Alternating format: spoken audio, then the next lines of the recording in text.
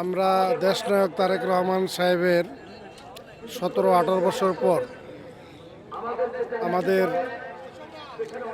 বাংলাদেশে প্রত্যাবর্তন উপলক্ষে আমরা কালিয়াকৈর থেকে এসেছি, গাজীপুর থেকে এসেছি ডক্টর ব্যারিস্টার ইশাক আহমেদ সিদ্দিকী সাহেবের নেতৃত্বে। এখানে আমরা রাত্রি 2টার সময় অবস্থান করতেছি।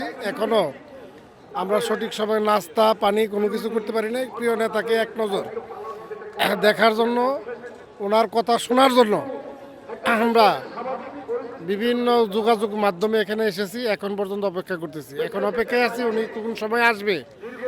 দেশ এবং জাতির উদ্দেশ্যে, নেতা কর্মীদের উদ্দেশ্যে উনি গুরুত্বপূর্ণ 2-4টি কথা বলবেন।